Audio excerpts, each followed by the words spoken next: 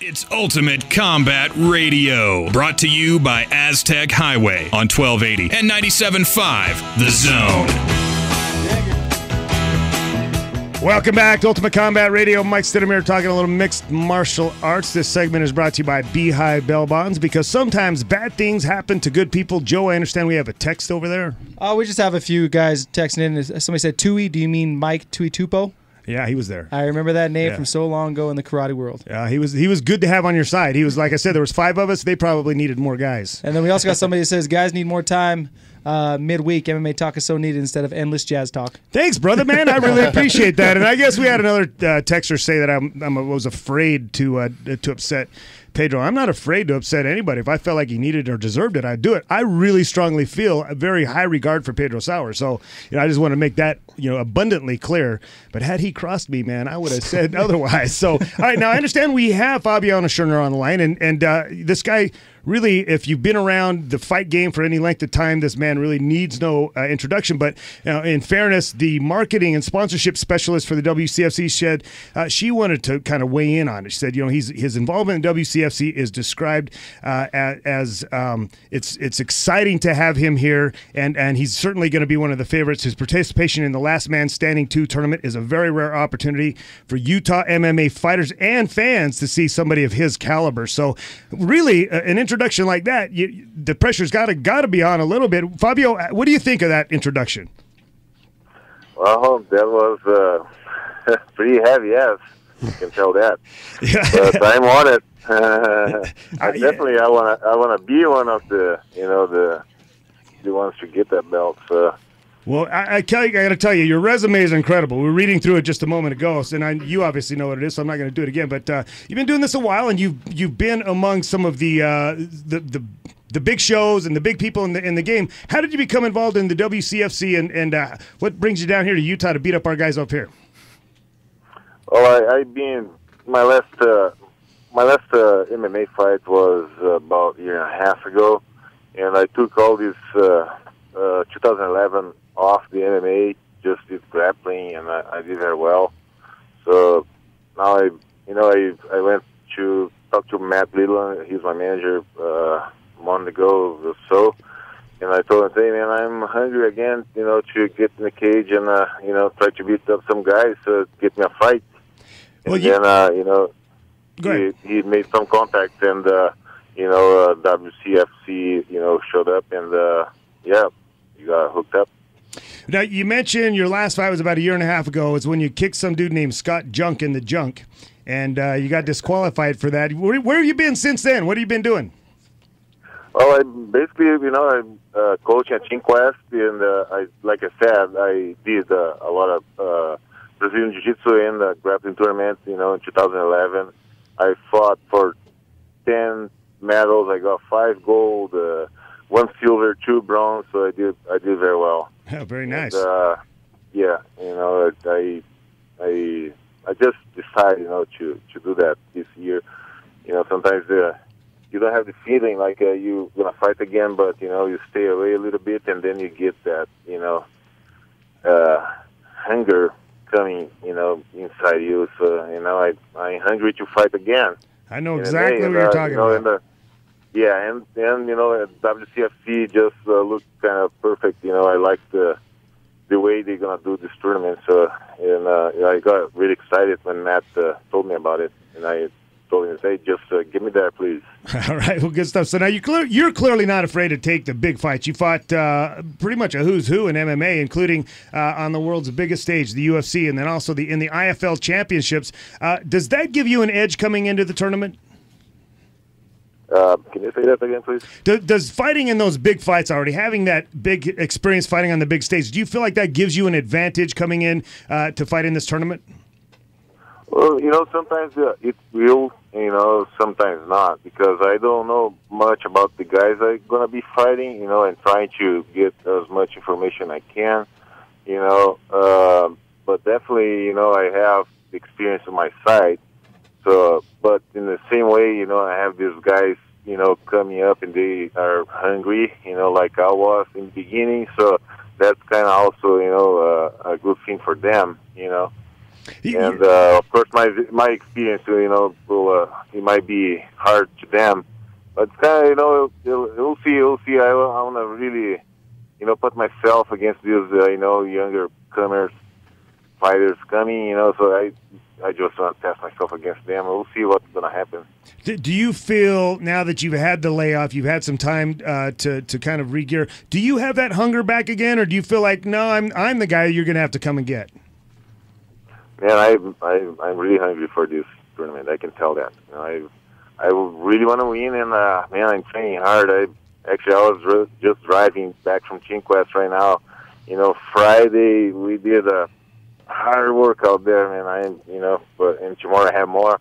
So I'm really training hard for this, and I've been training hard all this year, doing all these grappling tournaments. It takes a lot as well, like MMA training. But no, I feel really hungry for.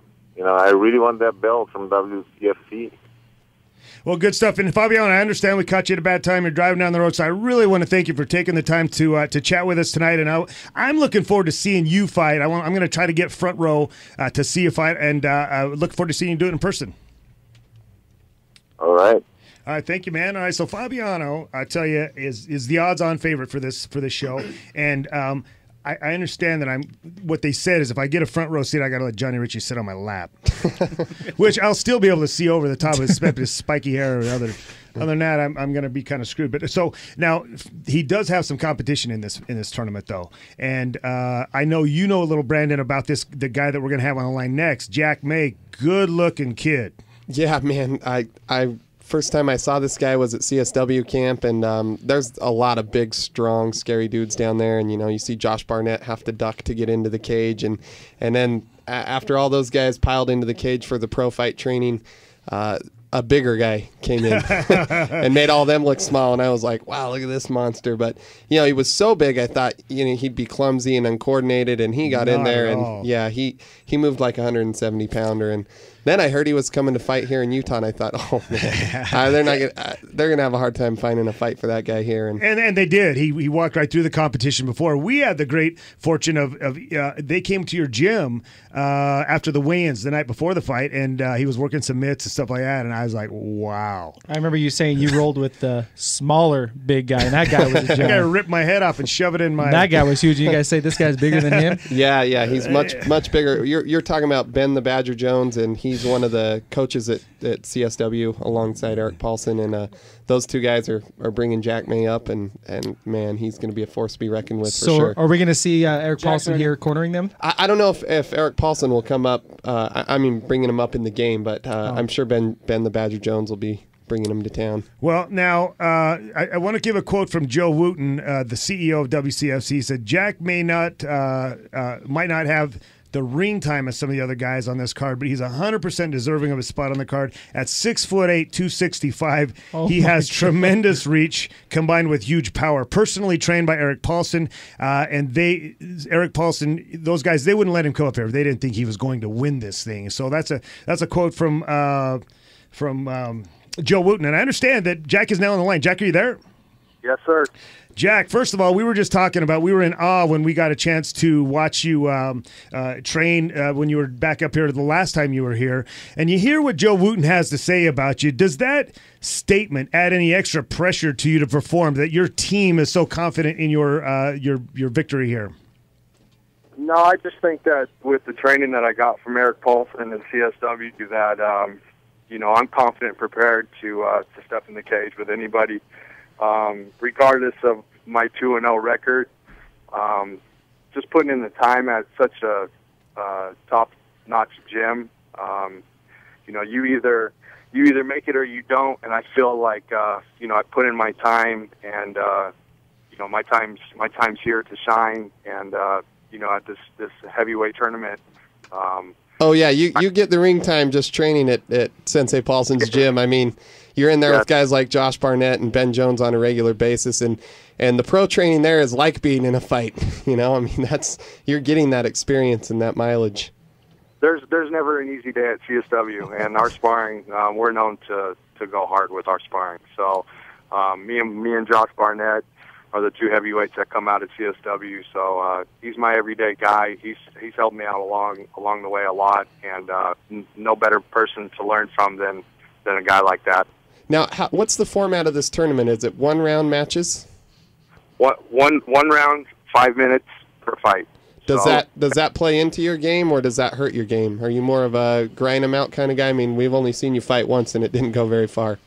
No, I'm more of I'm a striker, a catch wrestler. So wherever the fight goes, I'm confident. But my 2 fights, I've knocked both my guys out in under a minute, 22 seconds and 47 seconds. I throw heavy bombs, and if you get caught with one, you're going to go to sleep. So if I got to grind it out for 5 minutes, and that's what it's going to take. But I'm looking for knockouts. Now, we just got off the phone with who I think is probably your toughest competition in this fight, and he's got a really accomplished Brazilian jiu-jitsu record. I think this favors you more, being that it's only a one-round fight going against a good jiu-jitsu guy. Do you know anything about your opponents or the other people that are in the tournament? I've tried to get as much information out of Joe Wooten in the WFC as I can. I know Fabiano Scherner. Obviously, everybody does his name.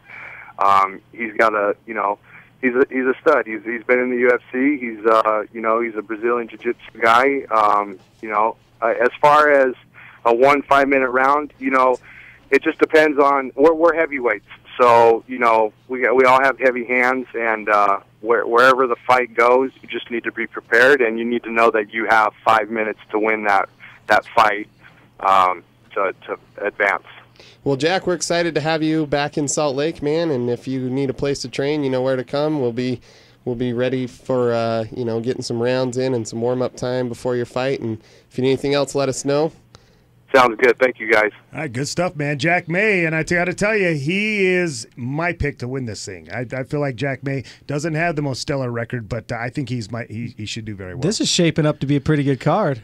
I'm going to talk about that a little bit more when we come back. We got to take a break right now, and we're trying to get Johnny Hendricks, UFC fighter, on the line. We'll see if we can't get him when we come back.